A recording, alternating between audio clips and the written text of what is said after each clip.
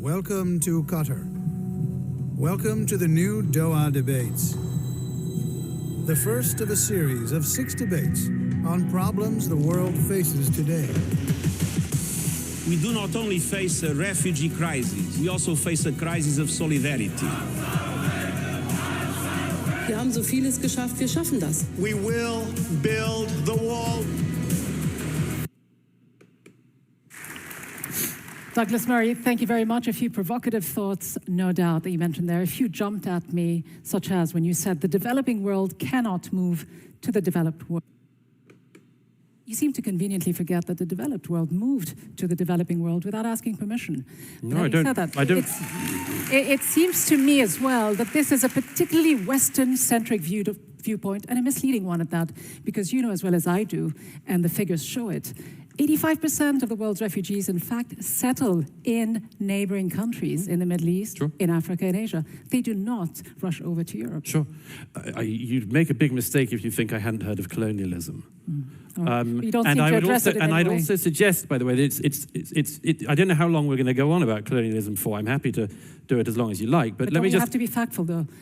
Don't we have to be But also, don't think, if I may say so, that colonialism was just a Western thing. What was one of the largest and most significant empires in history but the Ottoman Empire? Do we say that Turkey has to do something like the West to deal with That's this? not the issue. You brought up colonialism. You are talking about the Western view that they should stay where they belong. I'm saying that it seems to me to be much wiser that if you have a very large humanitarian crisis in, for instance, Syria, you try to make sure that people remain in the area. This isn't say all of them, but it is more likely. I absolutely agree they do. I've seen it firsthand. Look at Turkey, 3.5 million refugees. Look at Lebanon and Jordan per capita. What the I'm countries that have suggesting the to most. you In is... fact, in Lebanon, you've got 1 in every 4 person living in that country is Absolutely. a Syrian refugee. Absolutely. So to suggest they're not doing very much is just being misleading, being dishonest. Believe me, I'm not being misleading.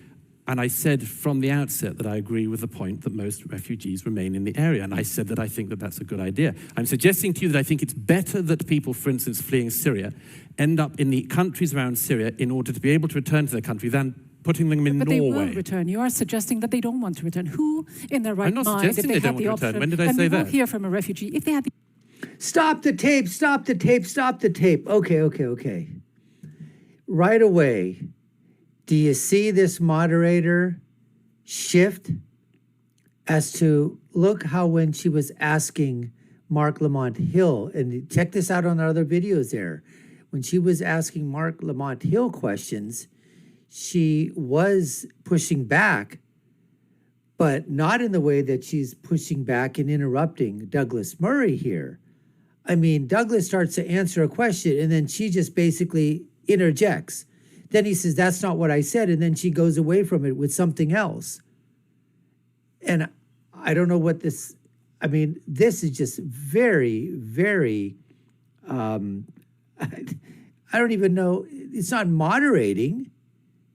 She wants to be the center of this thing, and she wants to position Douglas Murray, or put him into a position, basically, where she's basically saying that all these things are coming from you. He's saying, no, they're not. I never said that. What are you talking about? I thought we were talking about refugees. Now you're talking about colonialism? Don't you think I know about colonialism? Don't you think I know what the British Empire did? But then he goes on to say, what about the Turkish Empire, the Ottoman Empire? What about those? Was there colonialism? Was there imperialism back then? Is it only the West that has to answer these questions? And then talking about majority of refugees do settle in the countries around them if those countries do allow them to come in. And she was pointing out that many of them do, like Lebanon, how in terms of, Syrian refugees they've taken. All these countries around there, they do. But all Douglas is saying is that we need to stem the tide. It can't be that you've just got millions upon millions of displaced people deciding, and we just start to say, okay, yeah, sure, we'll put a bunch of them in Norway, we'll put a bunch of them in Sweden, we'll put a bunch of them in Europe, in France, in Germany, in Spain, in Italy, in America, here and there.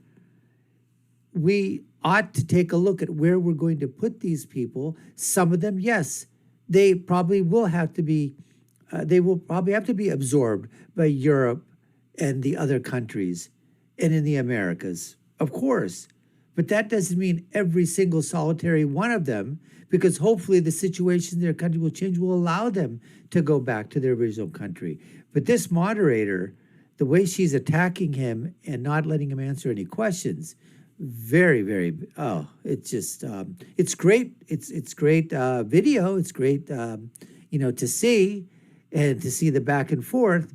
But Douglas is just really getting ticked off. He's really getting pissed off. I didn't say they wouldn't. They leave everything behind. But you seem to also be oblivious to another important fact that I just want to throw at you before we go to a video clip that I want to show you. It's what about the moral responsibility, though, of Western countries that have contributed to the destabilization of the region, the meddling, the military interventions, not to mention the arms sales that continue as we speak? What about that? Do you want me to answer that? Okay, I'll answer that one frankly. Nobody denies, for instance, the disaster of Iraq. But who are the people who intervened most in Syria? Isn't just Iraq. Hang on. Let me answer it. Who intervened most in Syria? It wasn't America. It wasn't Britain. It's Iran, Russia. It's, among others, countries, including the one we're in and others around the Gulf here. Before we got to Syria, we had Iraq, we had Libya. Ooh, he just goes right inside their proxy war with Qatar, right? With, Qatar talking about, they said, in the country right here, meddling in the affairs of other countries, meddling in Iraq, meddling in Afghanistan, with Iran, doing all sorts of things in terms of that. She doesn't like that, so she comes in there immediately to try to cut him off. Libya, we had many countries in this neck of the woods were much more involved in the Syrian civil war than my country was. Well, you're also so do you want to take some responsibility for that? Do you want to take more refugees here in Qatar? Do you want to take more in the Gulf? No one is immune to any sort of criticism. He got her good, because she just doesn't want to answer the question. She's basically just, you know what? Blah, blah, blah, blah, blah, blah, blah, blah, blah, blah, blah, blah, blah, blah, blah, blah. It has nothing to do with it. By the way, you're not answering my question. Let's get back to what I'm talking about. But we're talking about glad to hear the Western countries, the British countries, the British. What did Britain do in Syria? We're talking about these governments that you seem to suggest should be immune. No, when did I suggest that? Absolved of any responsibility. When did I suggest that? I want to get to the other point that you make, and it's an important one, Douglas Murray. You suggest that we need to actually balance between two very important virtues, two important concepts of mercy toward the refugee and justice toward your own citizens. Let's take a quick look at this instance involving refugees. Do you send anyone for us? We are the Syrians, about 300. Sir, I give you the number of Malta authority because you are near Malta. Hello? Yes. About 100 children and 100 women and maybe 100 men. Please hurry. Water is coming into it. The boat is going down. We are dying. 300 children. You have called Malta. You have called Malta. Don't throw us. You can run away. Call Malta. Call Malta. I have no enough account on the mobile. It will cut. Please. You have my number now. You call me. You please.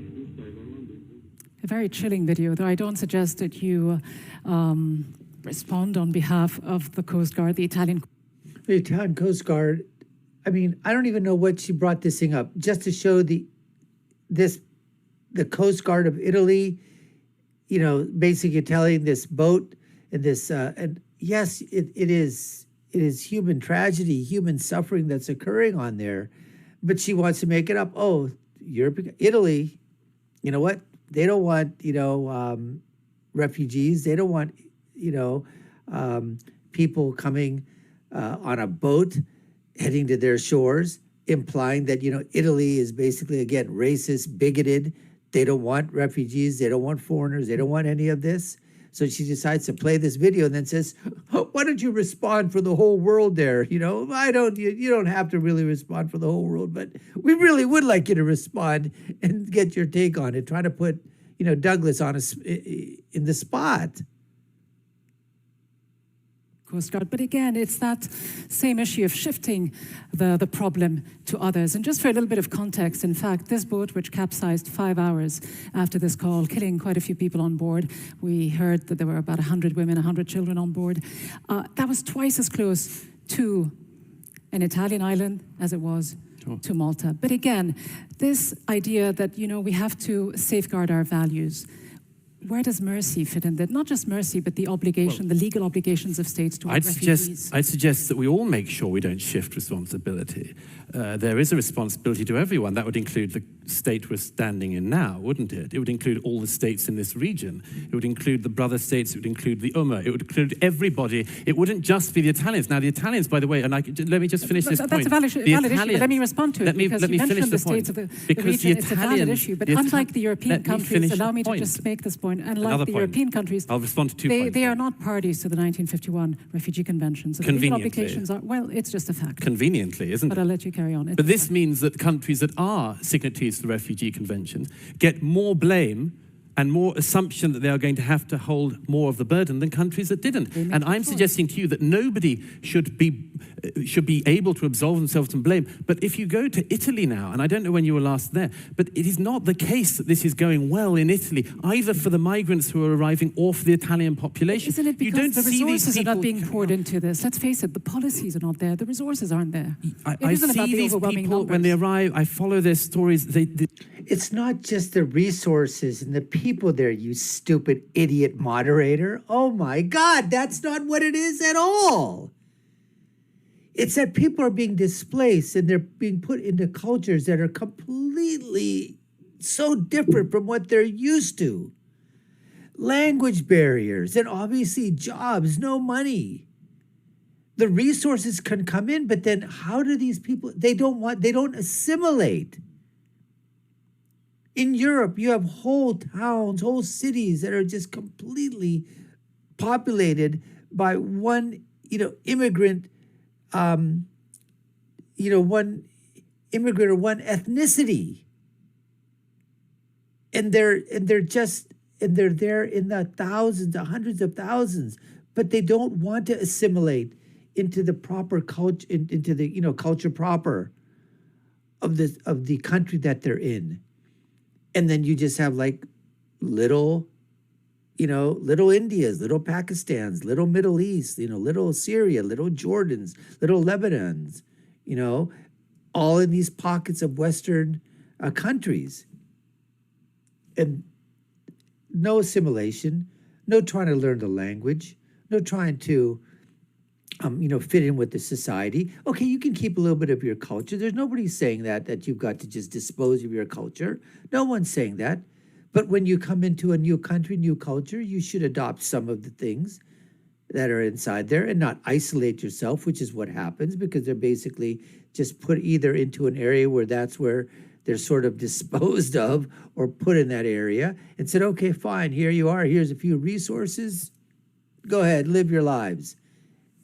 And that's not good, as he said, not good for the government, the country that these refugees are placed into or put into. It's not good for them. It's not good for the government. It's not good for the local people at all. I mean, all around. So what Douglas was talking about is that justice and mercy, it would be much better to keep refugees as close as possible to the country that they're from, and then try to work within that type of within that boundary to see what can be done to alleviate the suffering, to give justice and mercy there rather than trying to institute it thousands and thousands of miles away in a completely foreign land, completely foreign nation. It is not the case just that they don't, the local populations in Italy I've been to Lampedusa, I've seen the boats coming in. The local populations are extremely generous. They are extremely kind to the people. Most of the populations in Europe, let's just not have this idea that Europeans are somehow incredibly cold-hearted.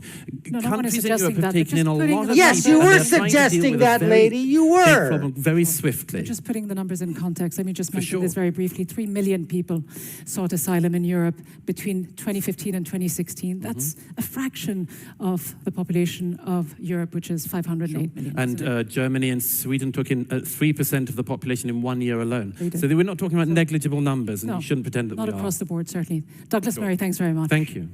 Thank you. Well, now, that was contentious. Did you see Douglas Murray's eyes after he left from there? And what it was? I mean, this moderator just absolutely, had to be flapping her gums. And Douglas Murray, I think he should have been a little bit more, forceful, a little bit more mansplaining. I think that's exactly the tactic he was trying to, but he couldn't get a word in edgewise because she was just trying to fill in, with her stuff that she wanted to get out there. Anyways, we appreciate you taking the time to watch. You've been watching the Dr. Nasir Shaikh Show. I've been your host. My name is Dr. Nasir. If you haven't done so already, subscribe to the channel, like, share, and follow us. You know what to do. Check out our links above and below. My final thought, when you're right, you're right. And when you're left, you're wrong. Until next time, folks, take care and stay safe.